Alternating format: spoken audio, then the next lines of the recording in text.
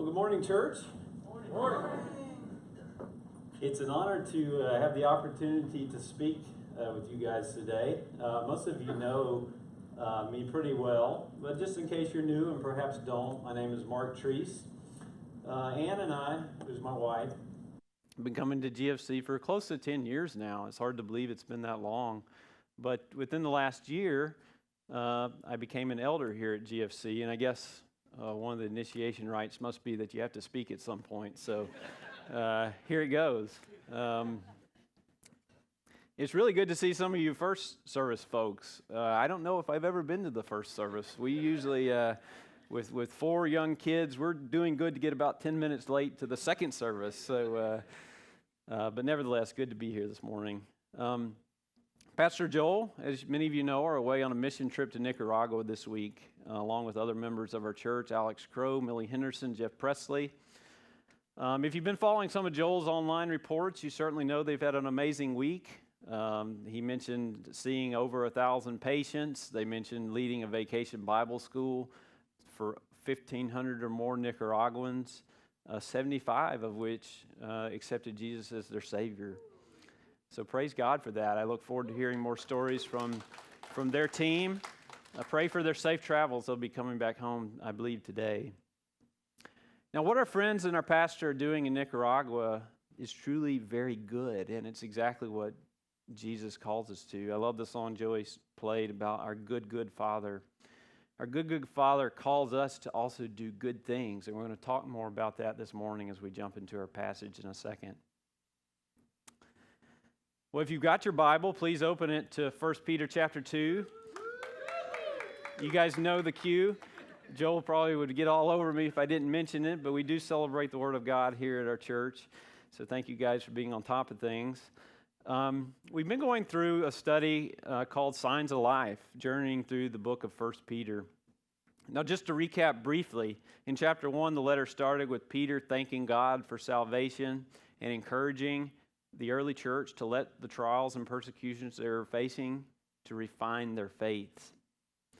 And in chapter 2, which Joel talked about 2 weeks ago, Peter then commands them and commends them in response to God's great salvation to live holy lives. In verses 9 and 10, which is kind of the capstone verse of that chapter, it says that we are a royal priesthood. We are a holy nation. We are God's chosen people. This was who they were. This is their innate being. This was their true identity in Christ. I love this scene from the movie Chronicles of Narnia. If you've seen The Lion, the Witch, and the Wardrobe, you're certainly familiar with it. But at the end of the movie, Aslan raises up the children as kings and princesses over the land, kings and queens over the land. I think it beautifully exemplifies what God has made us according to 1 Peter. We are a royal priesthood because of what Jesus has done. But this week we take a turn, and now we're going to focus on the so what. What do we do now? How now shall we live in light of who we are as Christians and in light of who God has called us to be? So let's jump into the passage.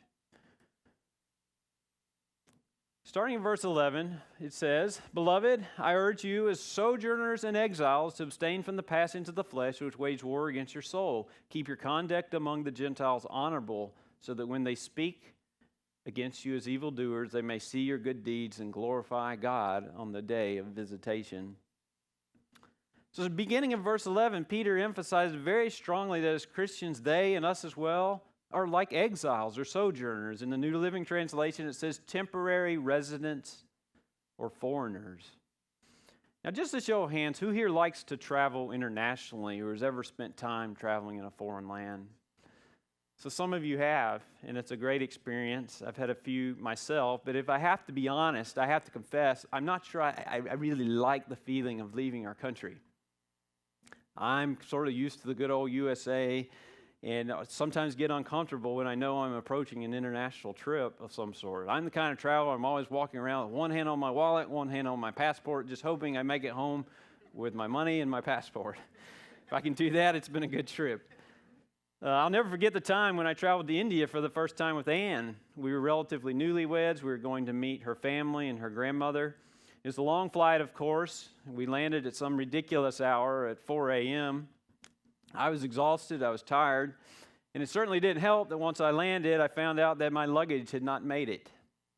That was certainly not good.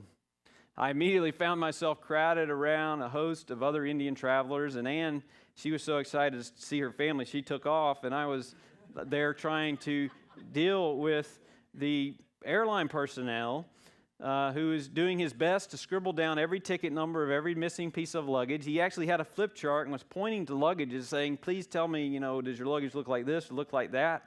I had a deer in headlights look. I'm like, you've got to be kidding me. There's no computer, there's no scanner, there's no text alerts.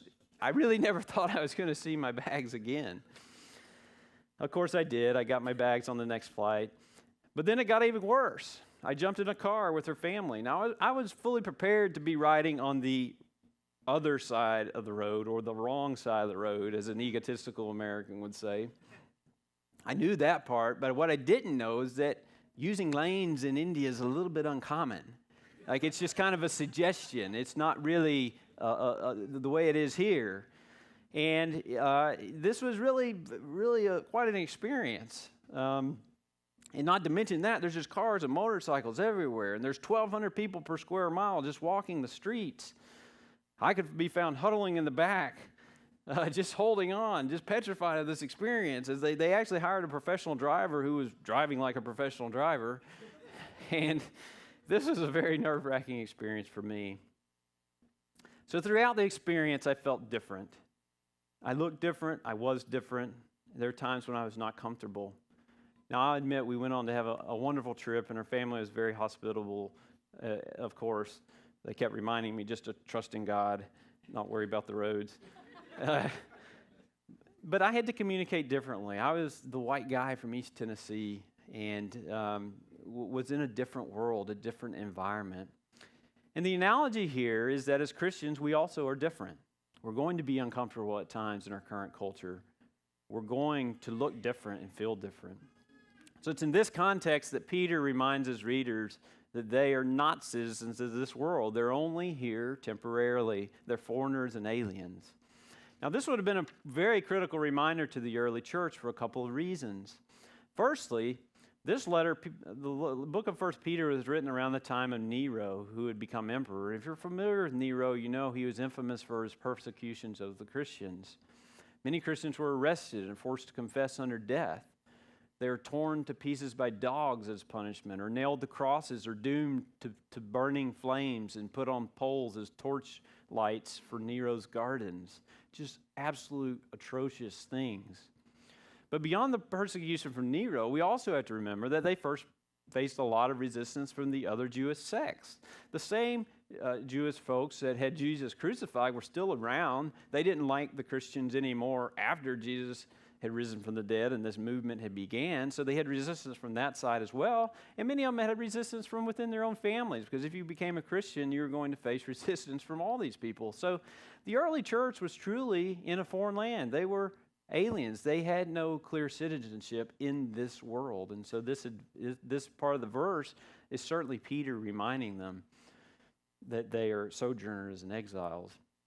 Now, as we dive into the remaining part of this passage, we're going to see that Peter gives some very helpful advice for how to live in this kind of climate. And I think it's particularly relevant today to our modern church. You see, most believe we live in a society today where the biblical ethics, Christian tradition is no longer normal. I put a few statistics here on the slide. Less than half of all adults can even name the 4 Gospels or even 5 of the 10 Commandments. A new study by the American Culture and Faith Institute says that only 4% of those in the 17 to 35 age range even have a biblical worldview. Now, more than this, expressions of Christianity are less welcomed and appreciated than it was a generation ago. And in some cases, such as college campuses, where sharing about Jesus or your faith in public is becoming increasingly frowned upon, and in some cases even regulated. So in view of this, I think this passage can teach us a lot today about how we can live in these challenging times and how we can relate to others and the institutions around us. What is our role to play, and how now shall we live in these times? Jumping to the next part of the passage in verses 11 and 12, we see very clearly that the first instruction Peter gives the church is that they must remember to abstain from passions of the flesh. So after again reminding them that they're not citizens of this world, the first thing Peter says is that you need to abstain from the passions of the flesh, which can wage war against your soul. Now, it's critical to emphasize that we do this not to make ourselves Christians, but we do this in light of who we already are. Because you're royal, because He's made us a priesthood and a chosen people, we make the choice to abstain. In Matthew 7:17, it says, every good tree bears good fruit. And as Christians, that's what we're to do. But what exactly does Peter mean by passions of the flesh? What does this include? Well, quite frankly, passions of the flesh can be almost anything that rivals our love and passion for God. Now, Joel talked about a couple things 2 weeks ago in chapter 2, where it mentions malice and deceit and hypocrisy.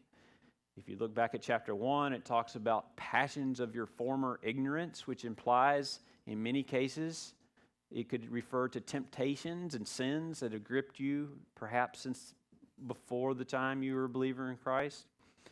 But let's break it down to some things that perhaps resonate more immediately, because the truth is, these passions can be really almost anything.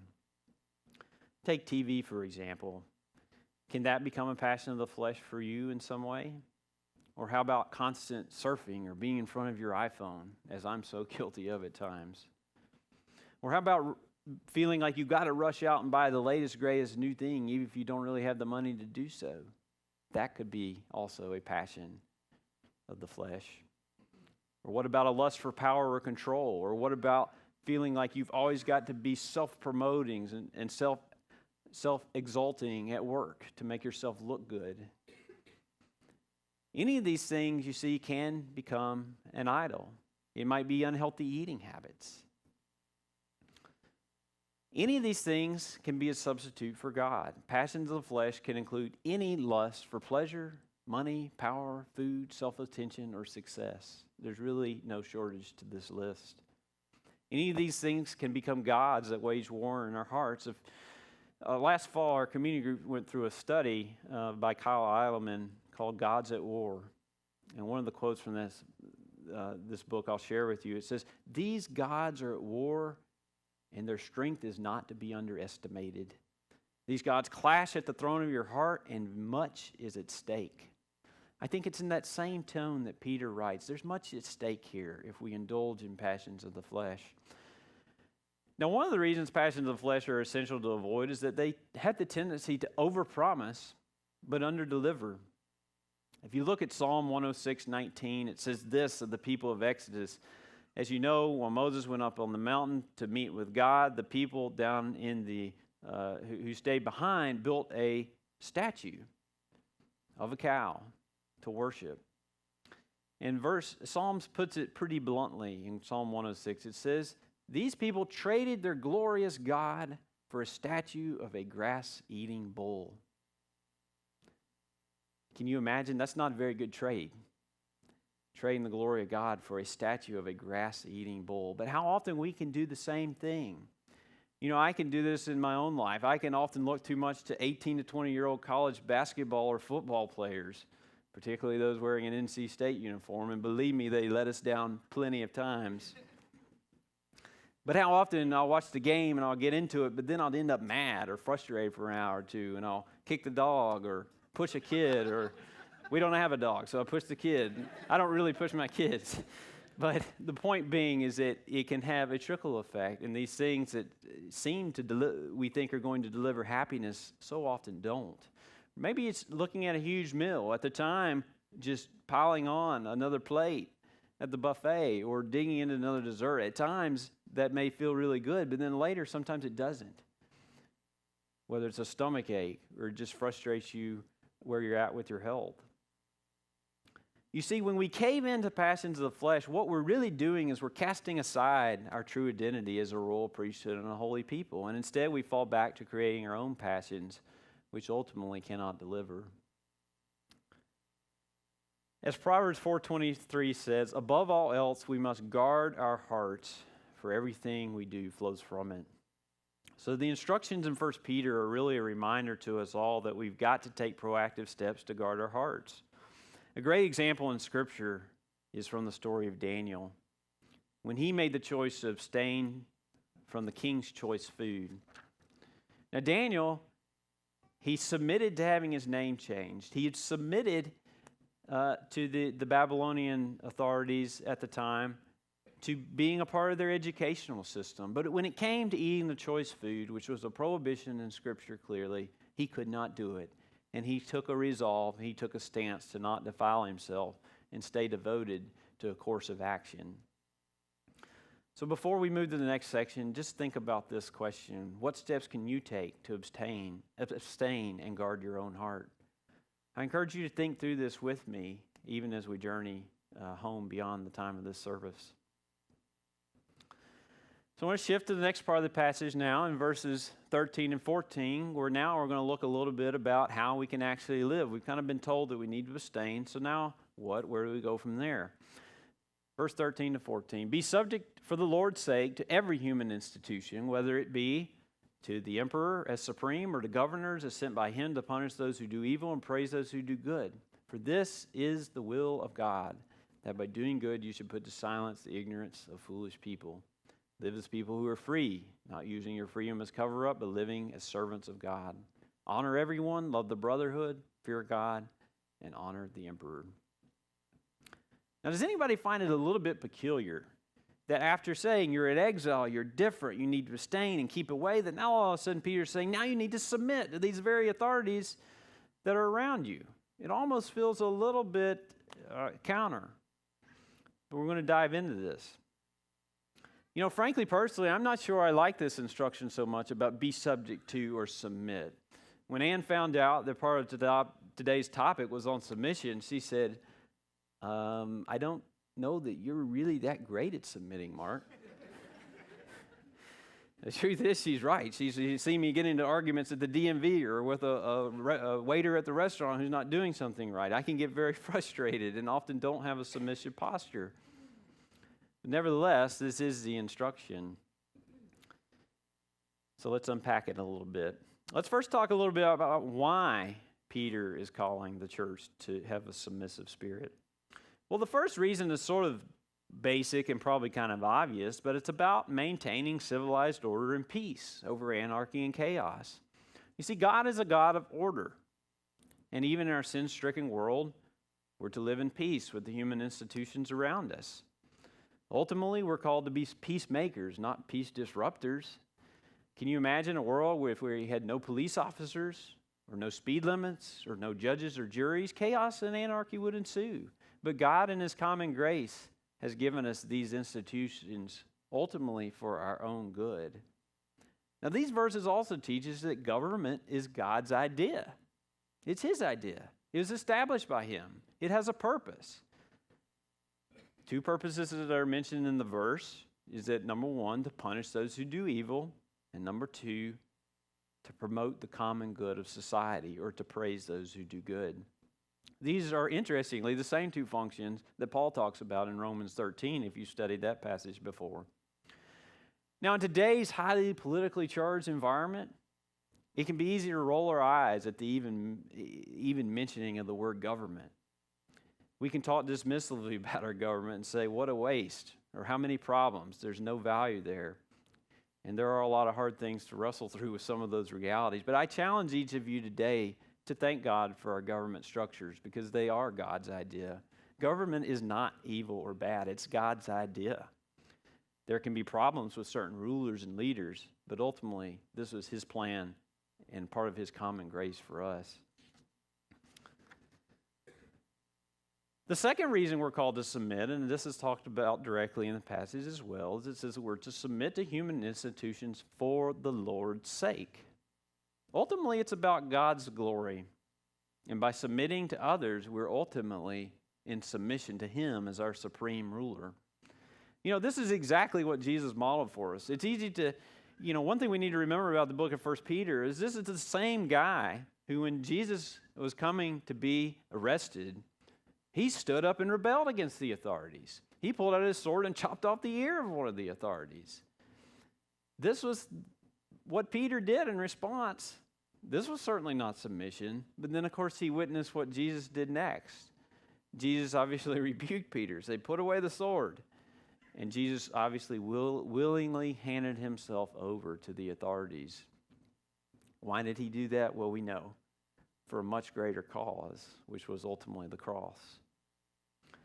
Now, we too have a greater cause in submitting.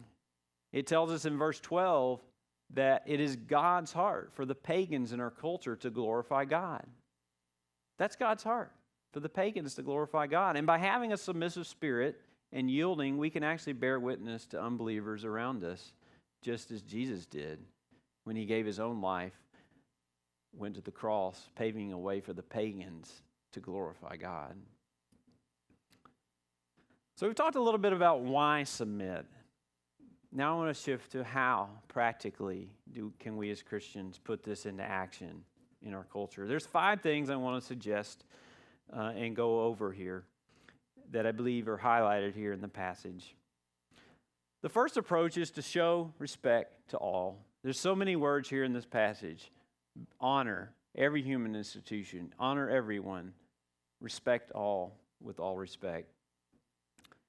You see, we're to respect all human institutions. There's really no limit here. Government leaders, authorities at work, authorities at church, your family structure, which we'll get into more in the forthcoming weeks. Respect is not something, unfortunately, that we see a lot of model well in our society today, where it's some of the racial tensions you see about on the news or some of the tensions with police officers.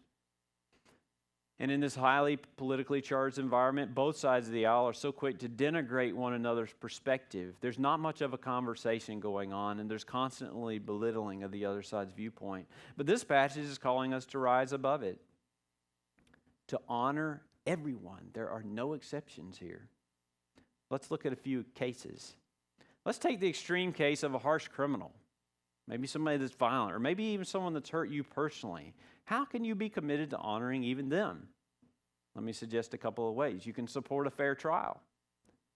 You could serve on a jury. When you get that letter in the mail, view that as your chance to honor the individual who's up for a crime. Participate in supporting the family of a prisoner, as I know some of you have helped out with the Prison Fellowship Angel Tree program at Christmas time. Or write a letter and offer forgiveness. Maybe your situation isn't as grim as being harmed physically by someone. Maybe it's more like just dealing with an unreasonable supervisor at work. How can you honor and submit to even this individual? I would challenge you to maintain your commitment to persevering. Work hard and show loyalty. You see, even in verse 18, which we'll get to more in just a second, he instructs slaves even to submit, even to harsh masters. Surely we can do the same with a supervisor that's giving us a hard time. Or perhaps your greatest challenge is not a supervisor or a criminal. Maybe it's just a neighbor or a relative who vehemently disagrees with your worldview. How can you engage respectfully and honorably? Well, here's a few suggestions. Start by taking the time to listen. Understand the other side's perspective. As Christians, we've got to model this. Again, you don't see it on the news. You're not going to watch Fox, CNN, MSNBC, or any of the others and see civility and honor and respect. We as Christians have to model this. And can you imagine if we did? If we set the tone for conversation in our country by showing respect and honor in all dialogue with all folks. Now, it's important that we must stand firm and we be unwavering in our views and what we believe. That is true, but we've got to do so in a winsome manner. Now, as an example of this, you may recall a few years ago, Chick-fil-A's president, Dan Cathy, reached out to Shane Windmeyer. Shane was in the process of organizing a boycott against Chick-fil-A. As an advocate for LGBT rights, Shane, was resisting and boycotting Chick-fil-A because of their support for Christian marriage. Now, before they'd ever met, Shane Windmeyer admits that he viewed Dan Cathy as a villain, just somebody to not even talk to. But what he discovered was, after months of discussion with him, that he could actually become a friend, and his mind began to open. You see them pictured here at the Chick-fil-A Peach Bowl a couple of years ago.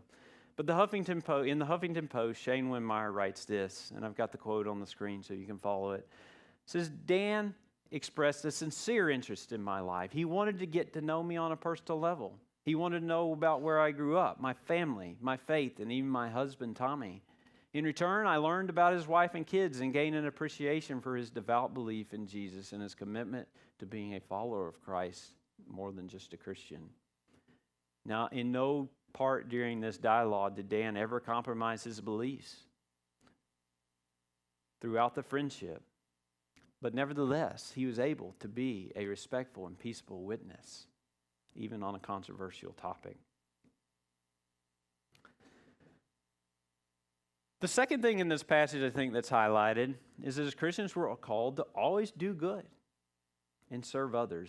Again, I've highlighted some things in the passage. It talks about our good deeds by doing good, servants of God, that the world may see our good deeds and we live as servants.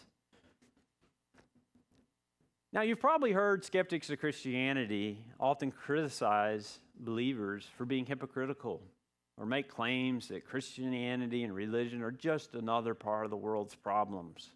They'll point to times like the Crusades or the Inquisitions and say, see, you guys cause just as many problems as everybody else. Now, some of these criticisms may have some fair validity, but the true lion's share of Christian history shows a very different pattern of God's people serving and doing good in their culture, just as Peter describes here. It started around 200 to 300 AD. A good example of this is when the epidemics and the plagues would break out. Romans would often flee the sick and let them die in the case of a plague. They didn't value life at all.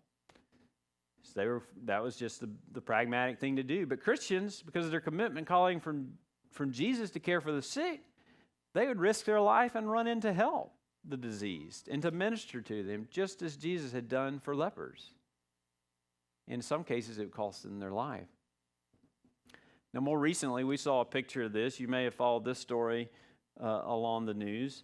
The lives of Dr. Kemp Brantley and Nancy Wright Bowl, who were two medical missionaries in Liberia. And they went to serve. Even though they knew the risk of catching Ebola was extremely high, they served anyways. Both of them ended up catching the deadly virus, and you probably remember they were medevaced to the United States, and by the same token were miraculously saved from the disease, and now stand as a great testimony. They actually ran to the crisis to serve and to put their life on the line. Their story's told in a new movie called Facing the Darkness. I've not had a chance to see it yet, but keep your eye out for it. You know, a second example we could look at is how the early church elevated the status of women. You see, in the Roman culture, women were basically viewed as property, not much different than a slave would have been viewed at the time. And even the Greek thought of the day from Aristotle argued that women were essentially the products of birth defects. But it was Jesus who modeled a very different way to treat women. His disciples had seen him meet with outcasts like the Samaritan woman and spend quality time with Mary and Martha in their home, asking not to be served by them, but rather to spend time with them.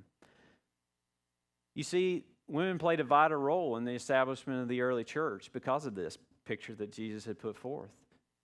Women could become leaders and deaconesses in the church at the time, which again was very different from the culture around them. The more wealthy ones actually sponsored house churches. Over time, this trend of elevating the worth of women impacted all of Western thought regarding the equality and value and worthiness of women. Now, I could go on and on. I could talk about the role that Christians played to end the brutal gladiator games in ancient Rome. I could mention the number of Bible-believing Christians who fought to end the evils of slavery, such as William Wilberforce or Martin Luther King. I could mention the number of scientists, such as Galileo, Kepler, or Francis Bacon, who were driven by their passion to understand God's world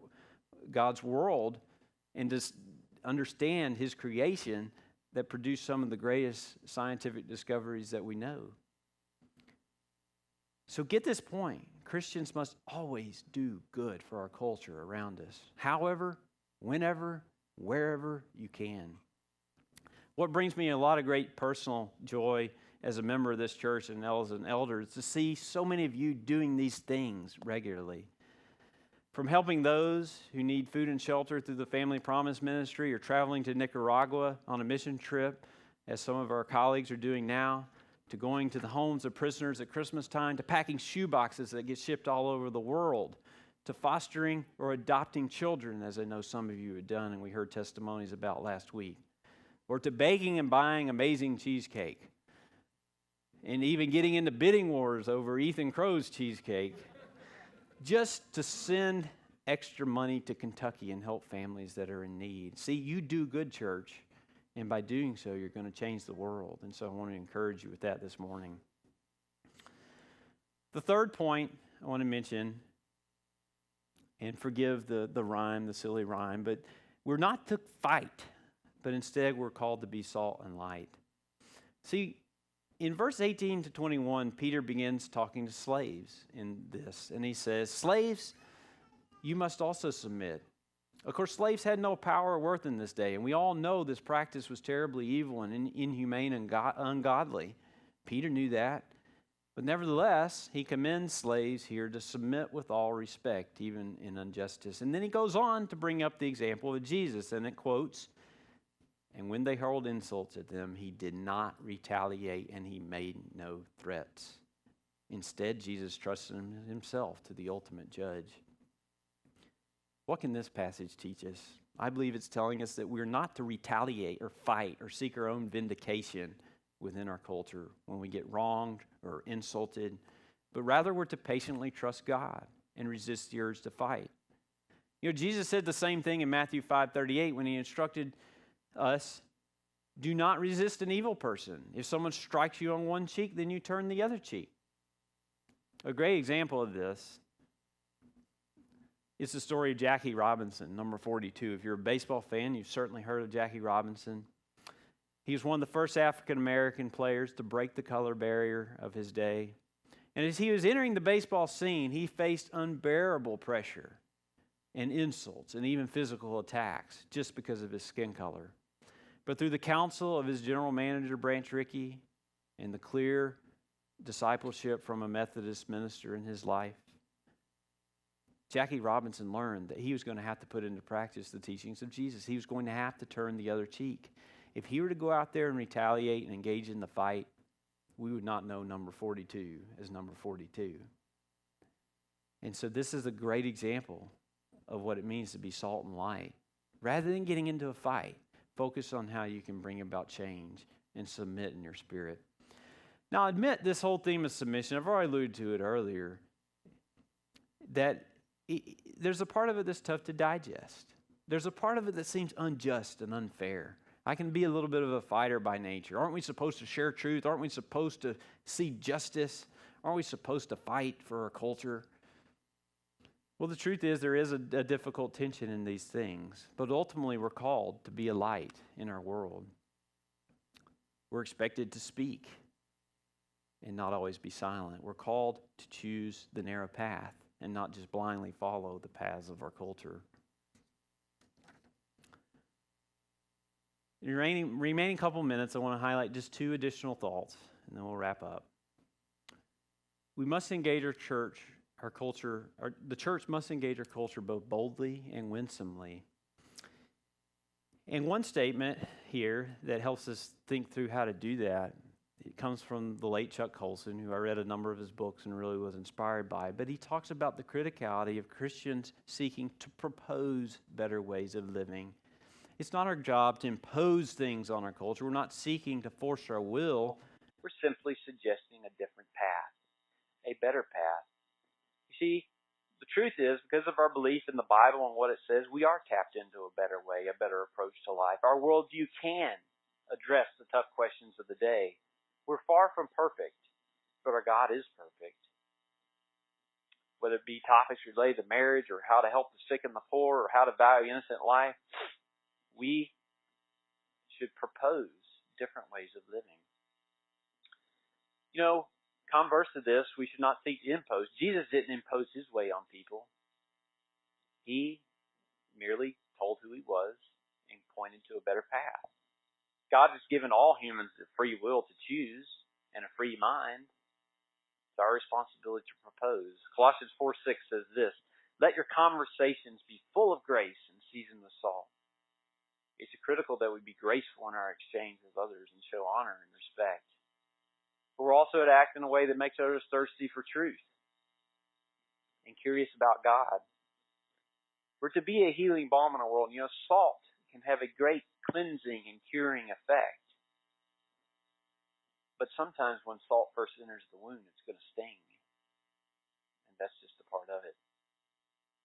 The fifth and final point to take home from this discussion is a principle I call the not only but also principle. To many people outside the church, they look at Christians sometimes and say, "You're always just against things. You're always just protesting things or being against this movie or that show or boycotting that thing or that." According to the book Unchristian, nearly 90% of young people outside the church believe Christians are too judgmental. Now, it's easy to hear statistics like this and say, well, you know, that's just the way it is. People aren't going to agree with us and they perceive us as judgmental. And that there is a difficult tension there, I'll admit. But we must be equally challenged by that fact. What if the church became known for being respectful and honorable in our discussions? What if the outsiders knew us for being passionately for life-giving things, not just against evil things? As an example of being for and not just against, we can look at the early Christians who stood strongly against the horrendous practice of killing infants in the Roman world. Infanticide was often done as a way to eliminate newborns just after birth because of deformities or frailties, or they didn't have a home. And methods used were brutal. Often babies were drowned. We see this in the story of Moses, where Pharaoh was quick to drown the young children. But the early Christians stood in staunch opposition to this practice, as well as other forms of child abandonment. They knew well the teachings of Jesus, who said, "Let the children come to me." But what's unique to point out here is that it used far more than words. These believers would engage directly by bringing castaway children into their home or adopting them as refugees. They didn't just speak against the practice. They actually did something about it to preserve life. They moved to do good in their culture and be a part of the solution. How can we practice this today? Well, the very same way. Rather than just marching at an abortion clinic or complaining about the evils in our culture, actually do something to promote the value of life, which we hold so dear. What are some ways that you practically could promote life? Well, consider taking your old baby toys and clothes down to House of Hope and show that you want to support moms who had a child unexpectedly. Or consider adoption or fostering, as I know so many of you have or are in the process of doing. Or even consider having more babies than you think you can practically manage, which is sort of my story. Because you want to ensure that faith gets passed to the next generation. These are all ways that Christians can be for human life and for the vibrant living of all. Joey, I want to ask the band to come on back up as we wrap up. You know, as we conclude this morning, Joel asked, he said, Mark, when you're talking, if you can make a point to highlight the signs of life within this passage. That's, after all, the name of our series, Signs of Life. Well, after thinking a little bit about that, what has hit me is I believe the most powerful sign of life discussed in this passage is actually you. You, church, can be the most powerful sign of life in our culture. By committing yourself to abstain from the passions of this world, and by submitting to others in humility, by being committed to doing good and engaging others with great respect and winsomeness, you become a signpost that points to Jesus. My prayer for you is that you would leave this place this morning with that clearly in mind. May you go forth and point to Jesus by how you live.